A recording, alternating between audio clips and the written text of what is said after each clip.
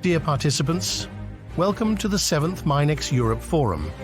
Founded in 2015, the forum was previously organized in Austria, Serbia, North Macedonia, Bulgaria, and Albania, promoting investment opportunities and best practices for mining and exploration across Europe. The Poland edition aims to facilitate essential conversations on sustainable sourcing of primary raw materials to meet the needs of the European industrial ecosystems. It will also address the impact of the European Critical Raw Materials Act, Just Transition, Coal Phase-Out, European Green Deal, Net Zero Industry Act, and other policies which are shaping up the development of the mining and metals industry in Central, Eastern, and broader Europe. The forum brings together participants from 16 countries and over 60 companies and organizations representing the entire value chain from mining companies to investors and regulators.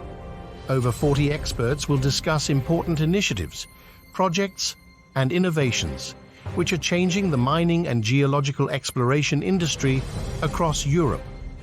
A marketplace organized alongside the forum will help to facilitate exchange with the suppliers of advanced mining technologies and services. The drinks reception, co-hosted by the Department for Business and Trade, and the gala dinner will provide opportunities for expanding your professional network. We express sincere gratitude to the British Embassy in Warsaw, SRK Consulting, ERM, and S&P Global for their support and wish you a successful forum. Please welcome for the keynote Mr. Chris Barton, His Majesty's Trade Commissioner for Europe.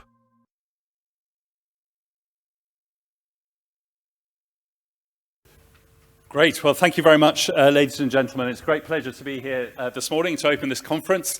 My name is Chris Barton. I'm His Majesty's Trade Commissioner for Europe, and it's my privilege and pleasure to encourage a thriving trade and investment relationship between the UK and other European countries, including, of course, Poland and all the other countries represented in this hall, and also particularly in mining. My message this morning is a simple one, and that message is that mining matters. It matters for sustainability, it matters for security, and it matters for success. And so it's a particular delight to be able to open this conference, and I want to say a particular thank you to Arthur and to Advantix for putting this together, and a particular delight to see all of you being involved in the mining industry that matters. So mining matters, but the fact is that is not how it is always seen. This room may be filled with people who agree that mining matters, but outside this room, there are many people who don't. People who see mining as dirty, as old-fashioned, as dangerous, as all about coal and carbon and fossil fuels. And that's a problem. It's a problem because we need political and public support for mining to thrive. We need the political and public support to attract the investment we require, and we need that public and political support if we're going to hire the people we need. So I want to share with you briefly some views on why I think mining matters. And they are views which I hope that we'll be able to discuss during the day. They're views which I think it's important that we communicate externally, and they're views which I think are worth celebrating. So let me explain, why do I think mining matters? 3 reasons to draw out. First, mining matters for sustainability. Mining is essential to the clean growth and energy transition. Done right, mining is clean in itself. It is respecting rigorous environmental standards and safety. It's also clean in its impact, underlining so much of our low-carbon transition. As I hope you know, the UK has highly ambitious low-carbon goals. We were the first major economy to legislate for net zero by 2050, and we remain fully committed to that goal. Our 10-point plan for a green industrial revolution shows us how we're going to do it. It's a plan that is transforming our energy and transport, our agriculture and industry, our buildings and our natural environment. It is delivering a transformation in our offshore wind and solar. It is expanding our nuclear and hydrogen. It is accelerating EVs and heat pumps and improving our energy efficiency and public transport. And the approach is working. Over the last 20 years, we've seen nearly 50% reduction in UK-produced emissions, higher than any other G7 country. But if it's going to continue working, then mining needs to work.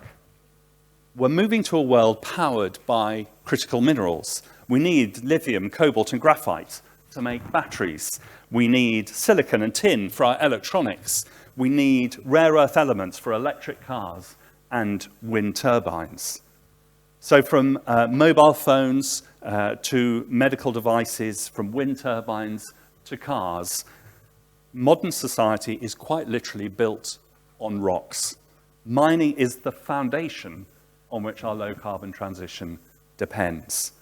So some may say that mining is dirty and old-fashioned, but we know in this room that the opposite is true. Done right, mining is clean, mining is modern, and it is decisive for our low-carbon transition. So that's the first reason why I think mining matters. Mining matters for sustainability. Second, mining matters for security. The World Bank tells us that production in battery metals, such as graphite, lithium, and cobalt, is going to, demand for it will increase by nearly 500% over the years to 2050 to meet that growing demand for clean energy technologies. We need to secure our supply chains for those critical raw materials, and mining is vital for that. This matters for our energy security and our domestic industrial resilience too. Critical minerals will become even more important as we move away from the volatile, expensive fossil fuels, and Russia's illegal invasion of Ukraine has further underlined the need for us to move away from those unreliable sources, and our mining industry can help us do so. Our mining industry delivers the diversity on which our security depends. And we really need that diversity. I mean, for example, China refines and hence controls over 2/3 of global supply of cobalt, which is used in batteries, largely found in the Democratic Republic of Congo. Critical mineral supply chains are complex and opaque, and the market is volatile and distorted.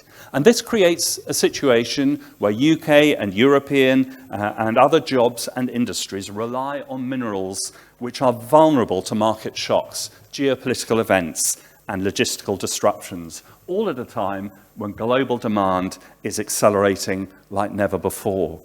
And that is why the UK has set out a critical mineral strategy, a strategy to secure our supply chains, a strategy based on accelerating domestic capabilities, on collaborating with international partners, and on enhancing international markets.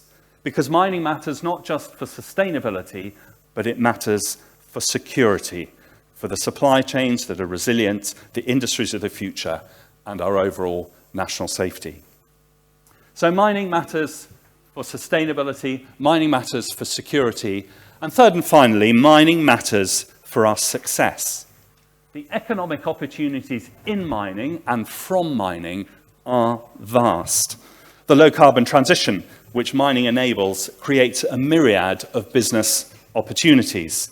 I mentioned the UK's 10-point plan earlier on, and that will unleash £12 billion worth of public spending and potentially 3 times as much private spending in the area. It will create and sustain up to 250,000 low-carbon jobs. And then the opportunities in mining itself are huge too, and I see that regularly in my role as Trade Commissioner for Europe, going around different European countries, working to help UK mining exports to Europe and attracting UK mining investment from Europe. I see it in British mining supply chain companies, internationally renowned for delivering expertise across the whole span of the mining life cycle, particularly in addressing clean growth. I see its opportunities in equipment. I see opportunities in digital infrastructure, in professional services. And I note if you look at your brochure and talk to companies outside, 4 great British companies involved on professional services: ERM, S&P Global, SRK Consulting, and ALS Geoscience. So we have just an example of lots of different companies who are doing great business helping the mining sector. I'd see it also in finance, with London as the international hub for mining finance and services. 4 out of 5 of the world's largest mining companies are based in London, and 80% of metals trading is done through London. And finally, I see it in the British government itself. The example, for example, in our Export Credit Guarantee Agency, UK Export Finance, ready to provide up to £4.5 billion of support for Polish investments here, and up to 15 billion in Central Europe region as a whole. So there are huge business opportunities in mining, and huge business opportunities dependent on mining. So mining matters for our success. So, ladies and gentlemen, my contention is that mining matters. It matters for sustainability, it matters for security, it matters for our success. And that is a message that I think we need to communicate externally. I also think it's a message that we should celebrate internally. I therefore wish you all a wonderful conference and a wonderful future in mining, helping to drive our sustainability, to protect our security, and to achieve our success. Thank you very much indeed.